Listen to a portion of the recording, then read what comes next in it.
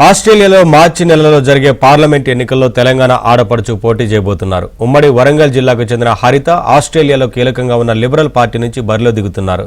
హరిత దంపతులు అక్కడి తెలుగు వారిని ఒక్కటి చేసి సేవా కార్యక్రమాలు నిర్వహిస్తుండటంతో లిబరల్ పార్టీ నేతల దృష్టిని ఆకర్షించారు. ఆస్ట్రేలియా పార్లమెంట్లో అడుగుపెట్టి అక్కడి తెలుగువారి సమస్యలు పరిష్కరిస్తానంటున్న హరిత ఆదిరెడ్డి దంపతులతో మా ప్రతినిధి Naveen face to face. Australia దేశంలో జరిగేటువంటి పార్లమెంటు ఎన్నికల్లో తెలంగాణ ఆడపడుచు పోటీ చేయబోతుంది. అందున వరంగల్ జిల్లాకు సంబంధించినటువంటి హరిత ఆదిరెడ్డి దంపతులు ఉన్నారు. హరిత ఇక్కడి నుంచి వరంగల్ నుంచి ఆడపడుచుగా ఉన్నారు. వారు ఆస్ట్రేలియా పార్లమెంటుకు పోటీ చేయబోతున్నారు. అక్కడ పార్టీ అయినటువంటి లిబరేషన్ పార్టీ తరఫున అక్కడ టికెట్ ఇప్పటికే కన్ఫర్మ్ అయింది. మార్చిలో జరగబోయేటువంటి ఎన్నికల్లో ఆమె పోటీ చేయబోతున్నారు. వారు వరంగల్కి వచ్చిన సందర్భంగా ఆ దంపతులు ఇద్దరు మనతో ఉన్నారు. మాట్లాడించేటువంటి ప్రయత్నం చేద్దాం. మేడం, ఎట్లా ఫీల్ అవుతున్నారు? అక్కడ టికెట్ రావడం ఎట్లా సాధించారు? ఎట్లా సాధ్యమైంది? అది సెలెక్షన్ ప్రాసెస్ చాలా ఉంటుంది. సో నాకు లాస్ట్ థర్స్డే రోజు ఈమెయిల్ వచ్చింది యాజ్ ఎ నామినేటెడ్గా.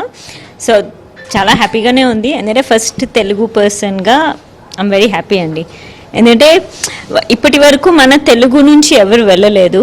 సో సౌత్ నుంచి కానీ ఫస్ట్ ఆడపడుచుగా నేను ఫస్ట్ తీసుకున్నాను. సో చూడాలి, మార్చ్ 21st మా ఎలక్షన్స్ ఉన్నాయి. వెళ్ళినాక మాకు ఆ ప్రాసెస్ కూడా ఉంటుంది కదా, దాని మీద బిజీగా ఉంటాం. ఎట్లా ఆ పార్టీని మీరు ఎట్లా కాంటాక్ట్ అయ్యారు? అంటే లిబరేషన్ పార్టీ అక్కడ చాలా లిబరల్ పార్టీ చాలా కీలకంగా ఉంది. ఎట్లా కాంటాక్ట్ అయ్యారు?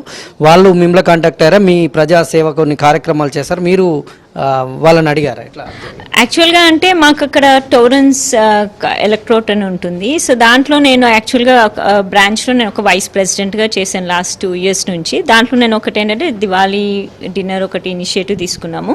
అది కాకుండా మొన్న రీసెంట్గా మేము ఇంకొక మల్టీకల్చరల్ డిన్నర్ చేసాము. సో దాంట్లో నా కమ్యూనిటీ సర్వీస్ చాలా మటుకు అందులో సర్వీస్ చేస్తూనే ఉన్నాము. సో దాంట్లో కొంతమంది ఏమనుకున్నారంటే all be the right candidate అనేసి వాళ్ళు ప్రపోజ్ చేయడం జరిగింది. దాని తర్వాత ఈ బోర్డు అయితే ఏదైతే ఉంటుందో డైరెక్టర్ బోర్డు, ఆ బోర్డులో వాళ్ళు ఏంటంటే అందరు ఎవరైతే నామినేషన్ వేశారో వాళ్ళందరినీ ఇంటర్వ్యూస్ చేసేసి మళ్ళీ అన్ని ప్రాసెస్ అంతా అయిపోయినాక అప్పుడు మనకు అనౌన్స్ చేస్తారు. సో అప్పటి వరకు మనకు కూడా తెలియదు ఎంతమంది వేశారు, ఇంటర్వ్యూ అంతా వాళ్ళ దగ్గర నుంచి ఈమెయిల్ వచ్చే వరకు మనకు తెలియదు ఎంతమంది వరకు అనేసి. ఉంటారు 3-4 members ఇంక్లూడింగ్ మీ 4 ఉండొచ్చు. సో అదంతా అయ్యే వరకు ఒక 3 months పడింది ప్రాసెస్. నాకు రీసెంట్గానే తెలిసింది, అంటే లాస్ట్ వెన్స్డే వచ్చింది అన్నట్టు. అక్కడి రాజకీయాలకి ఇక్కడి రాజకీయాలు ఏంటి మేడం తేడా? ప్రచారంలో కావచ్చు, ఇదంతా తేడా ఏముంటుంది మన ఇండియన్ రాజకీయాలకు అక్కడ రాజకీయాలు? అక్కడ రాజకీయాలు చాలా ఫెయిర్గా ఉంటుందండి. ఏదైనా ఉంటే ముఖం మీద చెప్పేస్తారు. మళ్ళీ మాకేంటంటే డోర్ నాకింగ్ కానీ జనాలు కూడా చాలా ట్రాన్స్పరెంట్గా ఉంటారు. It's like a job, 9 to 5 మేము ఎలా జాబ్ చేస్తామో అది అంతే. కానీ అక్కడ ఏంటంటే మేము ప్రతి పర్సన్తో మాట్లాడడం కానీ అది ఉంటుంది. ఇక్కడ ఏంటంటే పొలిటీషియన్ అనగానే ఒక 10 మంది వెనక 10 మంది అలా ఏమి ఉండదు. యాజ్ ఎ నార్మల్ పర్సన్ లానే ఉంటారు అన్నట్టు అక్కడ. సో ఏదో ఫస్ట్ టైం చేస్తున్నాం కదా, ఒకసారి ట్రై చేద్దాం అది కూడా ఎలా ఉంటుందో.